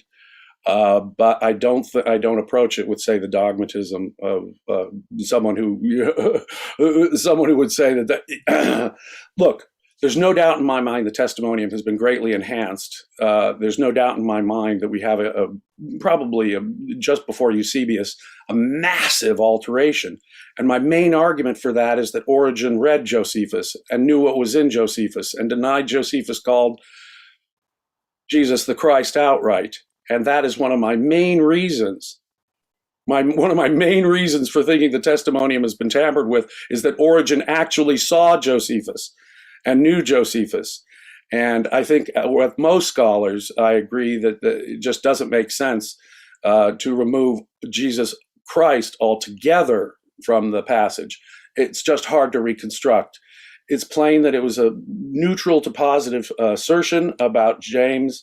And I have no positive reason to believe that the James, brother of Jesus, the so-called or the aforementioned Christ, is original. Nothing in Carrier's argument moves the dial for me one bit. Well, all right then. I thank both you, James Valliant and Dr. Richard Carrier, for joining me today. I really did enjoy this debate. It definitely got heated. I suspected that something like that would happen, but at the end of the day, it came out pretty well, in my opinion. I think we all got our points. Yeah, I think we all got our points Yeah. across, so that anybody who rewatches this, you can diagram it and compare arguments, and that's actually Absolutely. That's and the they can go back to value. the original, and they can go back to Josephus's passage I agree. on James and learn about the followers who were killed with him and And so forth. I also Please included read it in the original Greek. I also included PowerPoint images while both of you were talking, so you could see cool. what you Cool. both were talking about. Very cool. Nice. Thank you, Jacob. At least most of it. And I Well, want all to right, thank then, I'm Dr. Carrier very much for just appearing with me here today. It was a great fun for Oh, me. sure. Yeah, you're welcome. Yeah. No, it was as heated as it got. That was still worth doing. So good to be here. Maybe if you both like, maybe at some point in the future, you can both appear again and talk about something different. If you'd like. Something, if Yeah, we find another topic like that, sure. Yeah. Yeah, that's in the future. Yeah. Yeah. Well, all right, everybody. Thanks for watching this video, the live video, that is. Please like, subscribe, share this video out there. Let me know your thoughts in the comments. What did you guys think? Was it a tie? Who won? Who lost? What are your opinions? And thanks. And Myth Vision Podcast, Announcing Informant, thanks for sharing this video on your channels. It's a great help. Awesome. Thanks everybody in the super chat for donating. Hello viewers, thanks for watching this video from the History Valley YouTube channel. Please don't forget to subscribe and hit the notification bell. And if any of you wish to further support this channel, please consider checking out this channel's Patreon page and becoming a patron, and or donate through PayPal or through Super